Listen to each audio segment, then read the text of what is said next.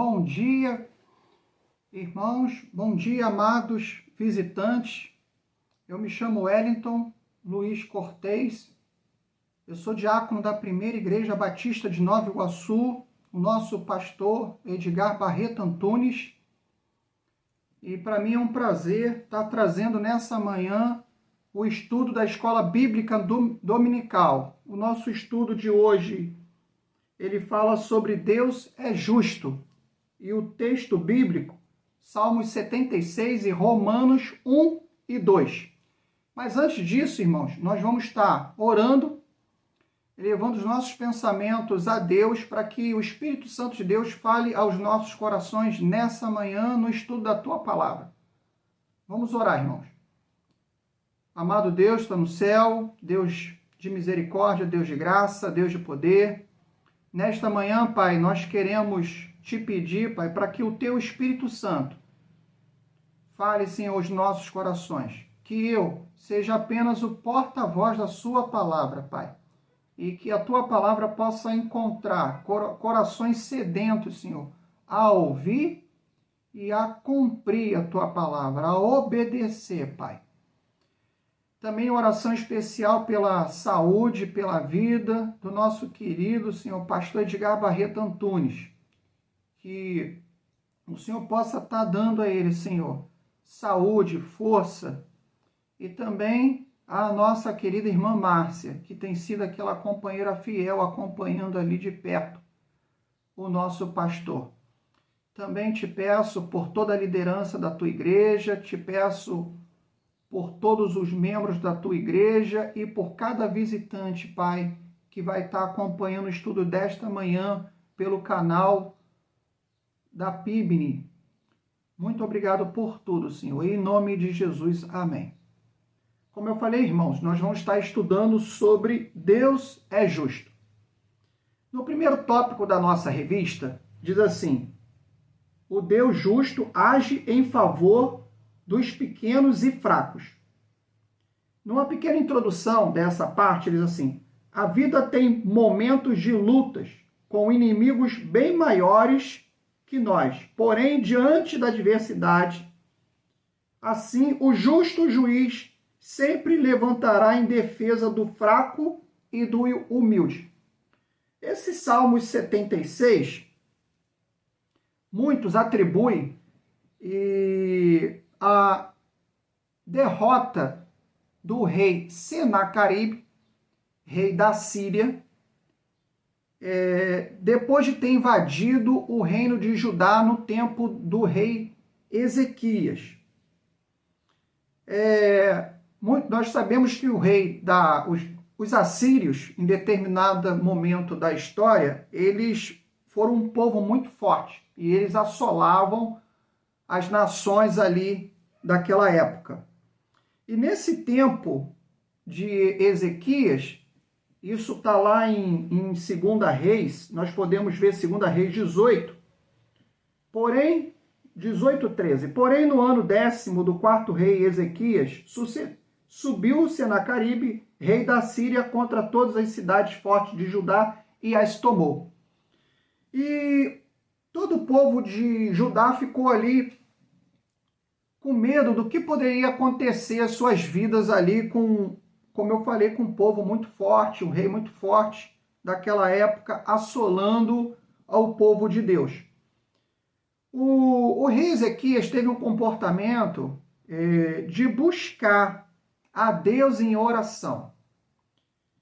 E Deus ouve a oração de Ezequias. O profeta, naquela época, era o profeta Isaías.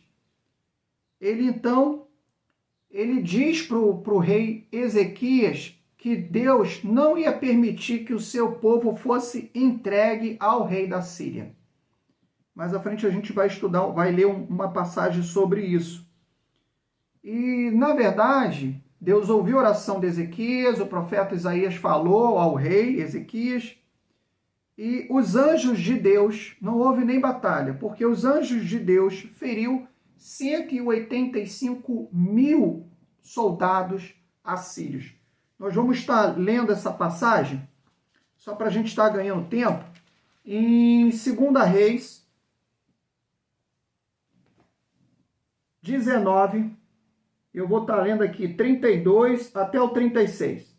Portanto, assim diz o Senhor acerca do rei da Síria: não entrará nesta cidade, nem lançará nela flecha alguma, nem tampouco virá perante ela com escudo, nem levantará contra ela tranqueira alguma pelo caminho. Pelo caminho por onde vier,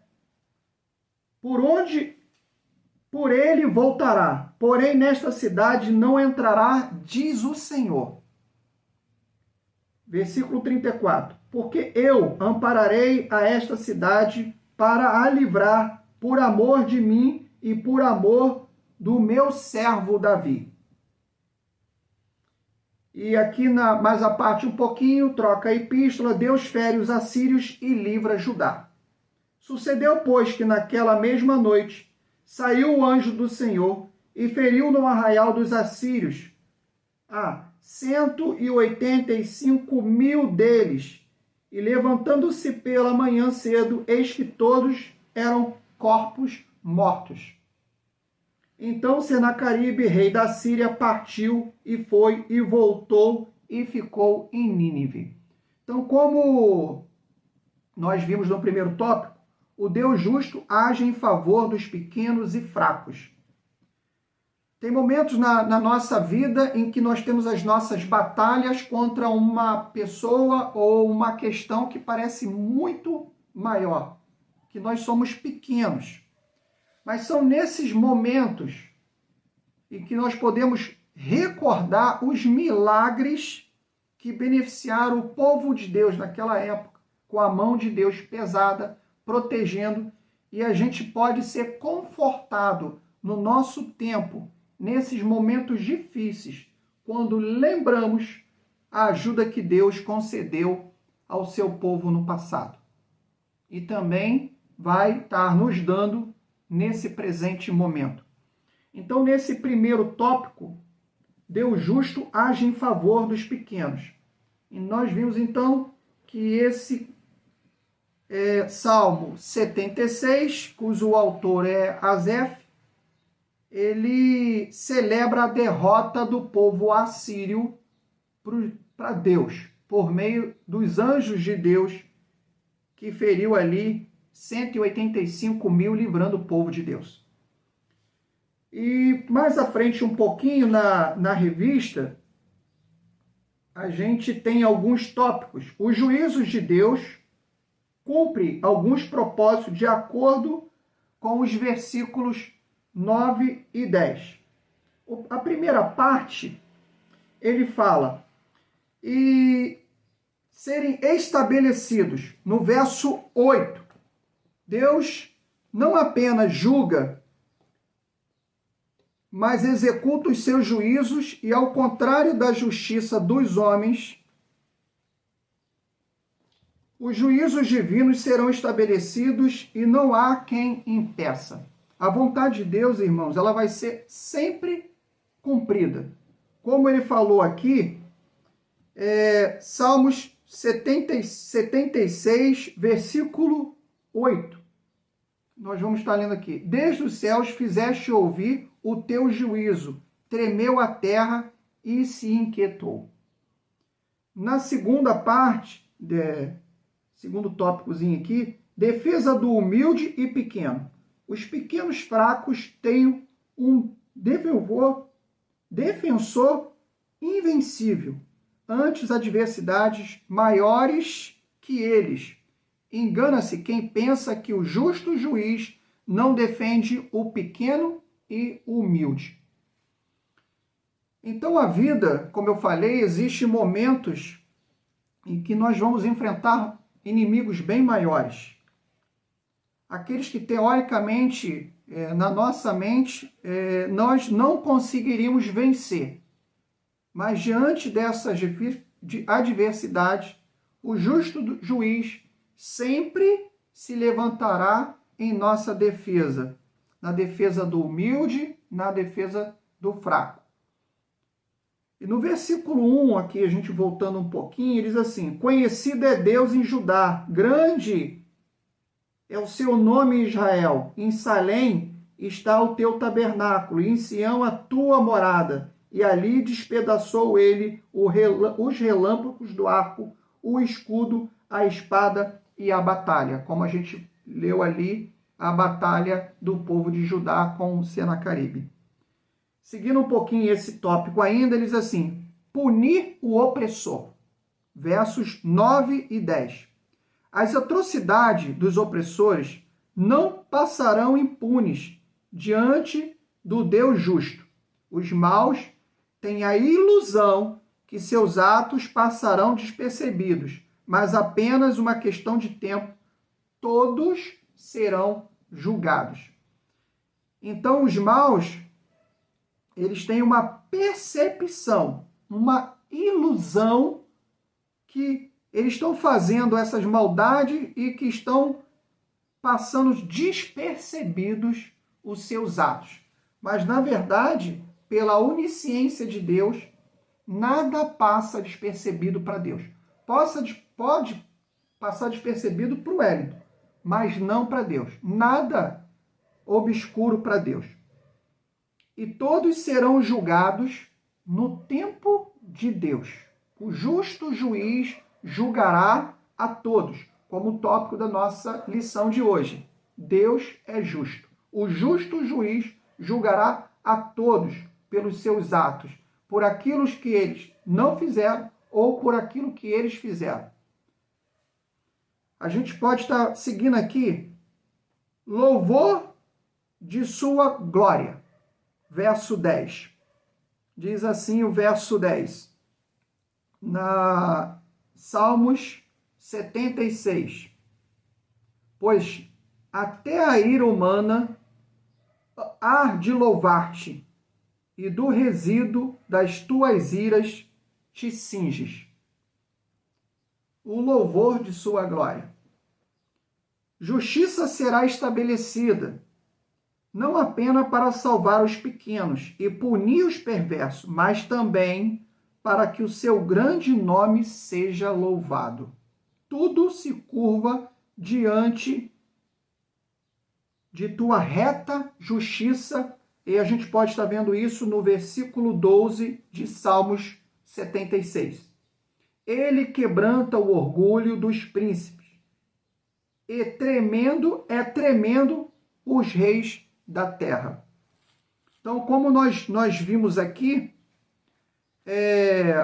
no verso 9, ele fala: ao levantar-se Deus para julgar e salvar todos os humildes da terra. E estudando aqui, a gente busca sempre fazer um paralelo da Bíblia. Os humildes da terra, a gente pode entender lá em Mateus 5, Mateus 5, no Sermão da Montanha, proferido por Jesus, 5, de 3 a 12, que ele fala das bem-aventuranças, e ele vai falar um pouquinho sobre os humildes da terra. Vamos lá. Mateus 5, verso 3 a 12. Bem-aventurados os humildes de espírito, porque deles é o reino dos céus. Como eu falei, os humildes da terra. Então aqui ele já começa falando: bem-aventurados os humildes de espírito, porque deles é o reino dos céus. Bem-aventurados que choram, porque serão consolados. Bem-aventurados mansos, porque herdarão a terra. Bem-aventurados os que têm fome e sede de justiça, porque serão fartos. Bem-aventurados os misericordiosos, porque alcançarão misericórdia. Bem-aventurados os limpos de coração, porque verão a Deus. Bem-aventurados pacificadores, porque serão chamados filhos de Deus. Bem-aventurados perseguidos por causa da justiça, porque deles é o reino dos céus. Bem-aventurados sois quando, por minha causa, vos injuriarem e vos perseguirem e mentindo disserem todo o mal contra vós. Regozijai-vos e exultai, porque é grande o vosso galardão nos céus, pois assim perseguiram os profetas que vieram antes de vós. Então, nós vimos aqui em Mateus 5 exemplos de pessoas que são humildes na terra. Nada, irmãos, passa despercebido aos olhos de Deus, como eu falei, pela onisciência de Deus. Então, que cada um de nós possamos ter uma vida bem-aventurados, como aqui a gente transcreveu vários trechos aqui de pessoas que têm estilo de vida bem-aventurado. Os humildes de espírito, os que choram, os mansos, os que têm fome e sede de justiça, os misericordiosos, os limpos de coração, os pacificadores, aqueles que são perseguidos por causa da justiça. E ele fala para a gente se regozijar e exaltar, porque grande é o nosso galardão no céu. Pois assim perseguiram os profetas que vieram antes de vós, antes de nós. Então nós vimos aqui as bem-aventuranças no Sermão da Montanha, proferido por Jesus, falando sobre os humildes da terra. E cada um de nós possamos estar refletindo em cada boa-aventurança dessa, que a gente possa ter um espírito humilde, um espírito que chora, que seja manso. E no verso 12, exultai e alegrai, pois grande é o vosso galardão no céu. Então devemos estar prontos para fazer, eu até coloquei aqui, estamos prontos para fazer e dizer o que parecer estranho para o mundo. Pode ser estranho para o mundo, mas para Deus não. Que a gente possa estar pronto para estar confrontando o mundo, levando a palavra de Jesus, nosso Senhor e Salvador. Devemos amar, devemos ajudar, enquanto o outro nos odeia e abusam de nós, nos perseguem. Mas a atitude do cristão, assim como foi de Jesus, ele deve amar e deve ajudar, inclusive, o seu inimigo. Abrir mão dos nossos direitos e benefícios a fim de servir aos outros. Agindo assim, receberemos tudo o que Deus tem reservado para mim e reservado para cada um de nós, como nós vimos aqui no verso 12. E prosseguindo aqui na nossa revista, ele fala no próximo tópico, somente um Deus justo evidencia graça. Agora nós vamos estar indo à carta aos Romanos, no capítulo 1, Romanos capítulo 1, e de 1 a 15. Romanos capítulo 1, de 1 a 15. Aqui é a carta do apóstolo Paulo aos Romanos. E ele começa, nós vamos estar lendo aqui um trecho da revista, depois a gente faz um outro paralelo. Ele fala sobre a graça. Paulo anuncia um evangelho da graça que totalmente respaldado na justiça divina. E é evidenciada à medida que Jesus fez a justiça em nosso lugar, tomando consequência fatal dos nossos pecados sobre si. Jesus levou sobre si os nossos pecados. Toda a ira da justiça divina foi completada, foi paga pelo Cordeiro de Deus, que tira o pecado do mundo. Cristo Jesus satisfez plenamente toda a justiça divina. O Evangelho da Graça tem suas particularidades. Nós vamos estar vendo aqui as particularidades. Ele é divino, bíblico, logos encarnado, condução ilimitada da fé, público. Então, antes de discutir, antes da gente estar vendo esse evangelho encarnado, a gente vai estar vendo aqui o que é graça. Muitos de nós que nos acompanham já conhecem e sabem que é um favor imerecido da parte de Deus, que permite salvação ao homem que antes era condenado. Então, por meio do sacrifício de Jesus lá na cruz, ele nos reconciliou com Deus, permitindo a salvação. Então, graça é um favor imerecido da parte de Deus, que nos permite a salvação. Nós temos dois textos que falam muito sobre graça. Tito 2,11. Porque a graça de Deus se há manifestado, trazendo salvação a todos os homens. Efésios 2:8, 9. Porque pela graça sois salvos, por meio da fé. Isto não vem de vós, é dom de Deus. Não vem pelas obras, para que ninguém se orgulhe.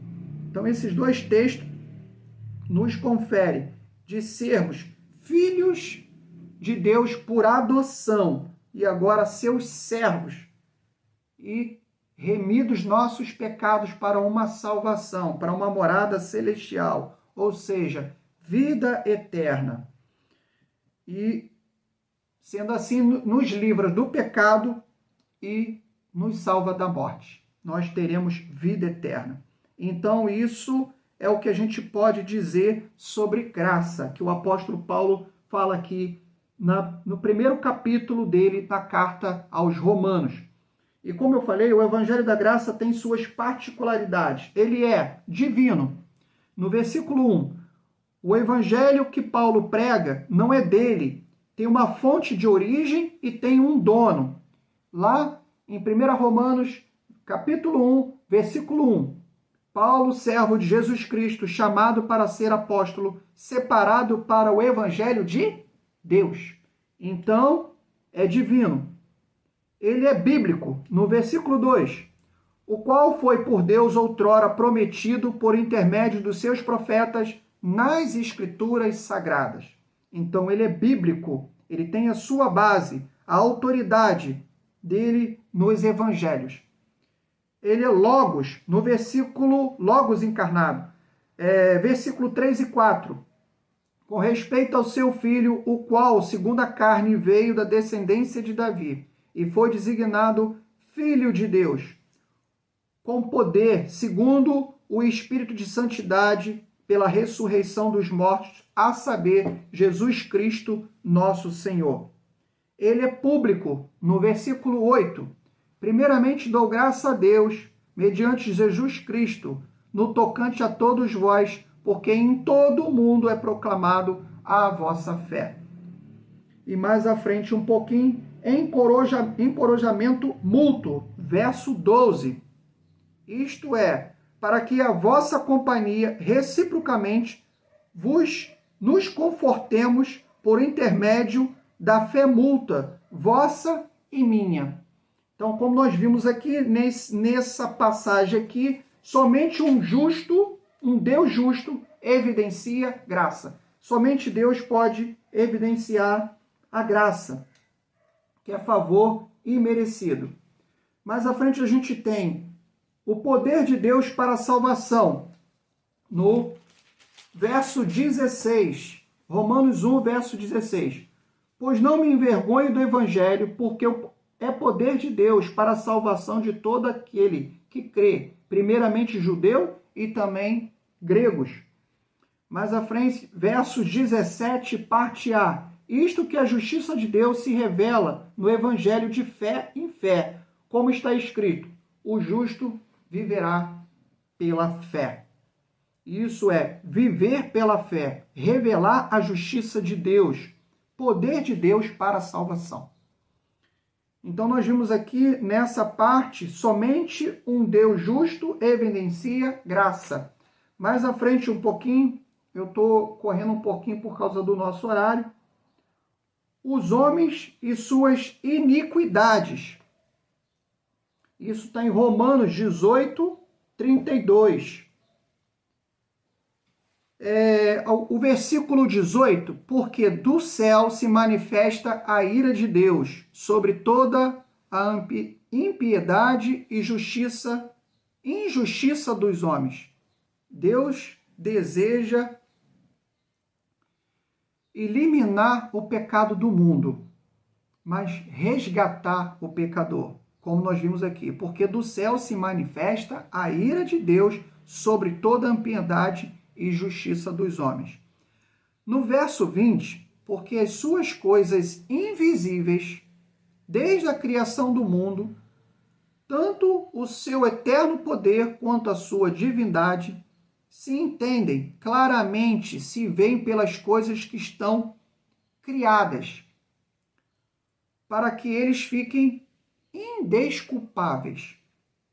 Porque, tendo conhecido a Deus, não o glorificaram como Deus, nem lhe deram graça. Antes, em seus discursos, desfaleceram o seu coração insensato e se obscureceu. Ficaram coração duro como pedra. A nossa cognição, a cognição humana, é a capacidade de processar essas informações e transformá-las em conhecimento desse Deus maravilhoso, como disse aqui no verso 21. Porquanto tendo conhecido a Deus, conhecido como? A resposta está no verso 20. Pelas coisas invisíveis, desde a criação do mundo, tanto o seu eterno poder, pelo poder de Deus, como a sua divindade se entendem, elas se completam. Então, claramente, final do versículo 20, claramente se vê pelas coisas que estão criadas, para que eles fiquem indesculpáveis. Eles não podem dizer que não conhecem a Deus, porque a própria natureza, ela fala das coisas de Deus. As coisas aqui, aparentemente invisíveis para um, mas são visíveis para outras pessoas, aqueles que têm pelos olhos da fé. Veem a mão de Deus o tempo todo na sua vida, sendo o justo juiz, o Deus justo, que é o título da nossa lição. Então Deus, ele ama o pecador, mas ele odeia o pecado, como eu falei aqui.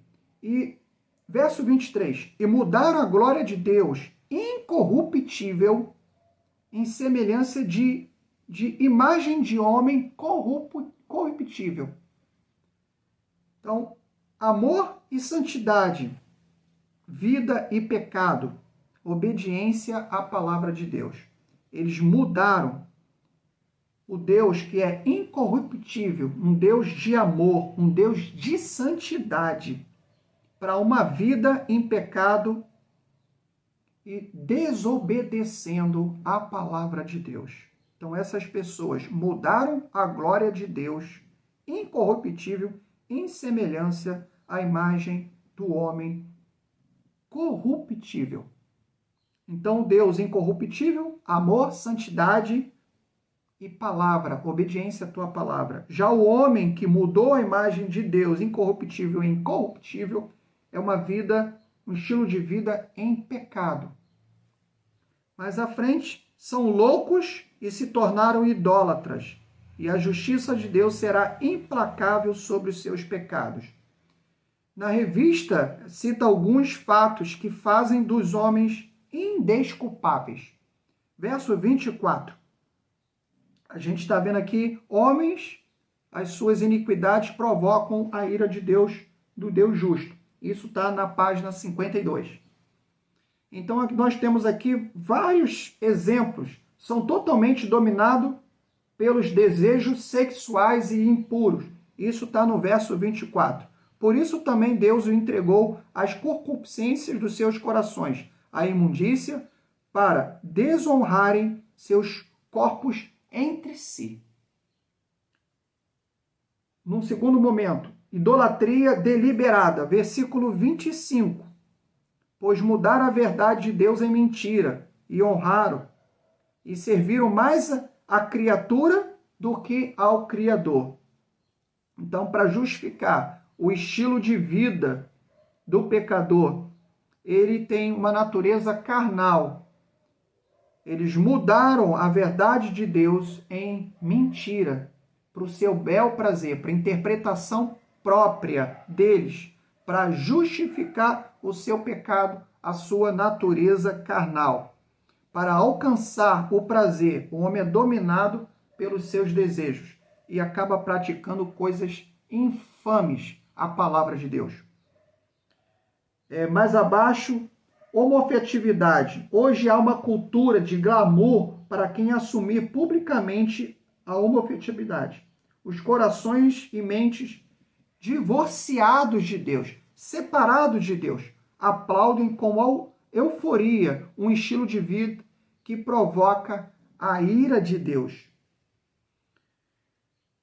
Por isso que Deus, no verso 26, por isso Deus abandonou as paixões infames, porque até as suas mulheres mudaram o uso natural no contrário à natureza. Verso 27. Semelhante também os homens, deixando o uso natural da mulher e se inflamaram a sua sexualidade, uns para com outros, homens com homens, cometendo torpeza, recebendo em si mesmo recompensa que convinha ao seu erro. Isso está no verso 27 de Romanos 1. Romanos 1, verso 27. No verso 28, mentalidade pervertida. Como eles não se importaram em ter conhecimento de Deus, assim Deus o entregou a um sentimento perverso para fazerem coisas que não convêm. A iniquidade do homem, ao longo dos tempos, tem se multiplicado extremamente para uma terrível destruição.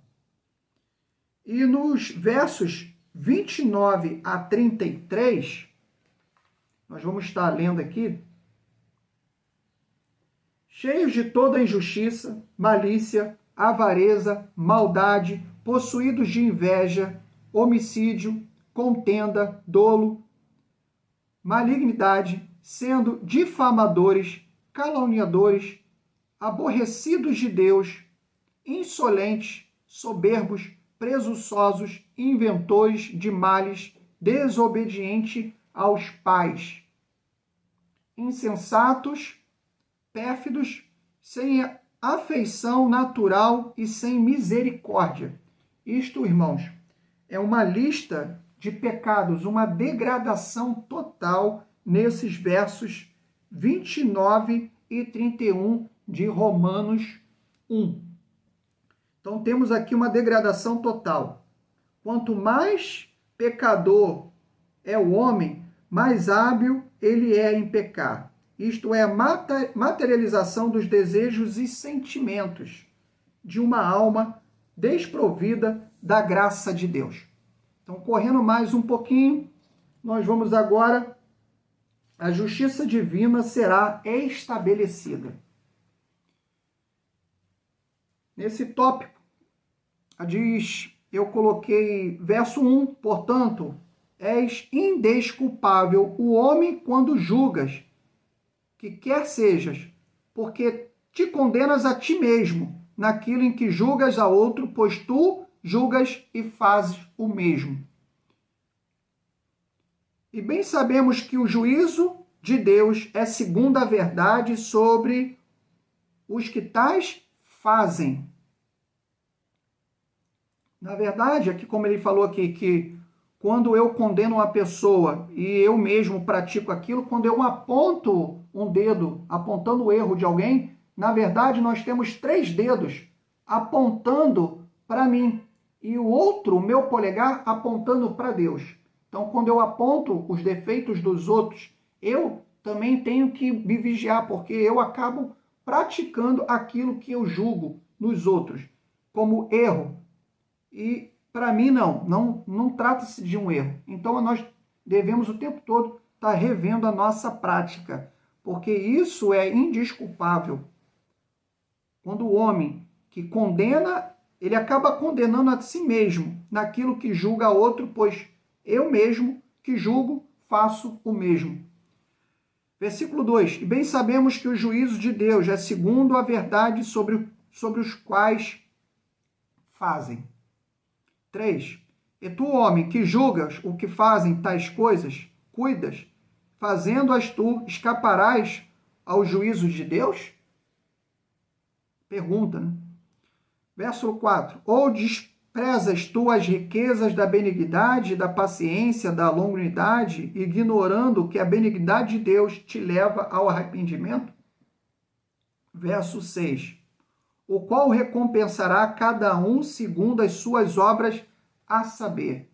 Importante agora, prestem atenção. Verso 7. A vida eterna aos que, perseverando em fazer o bem, procuram a glória, a honra incorruptível.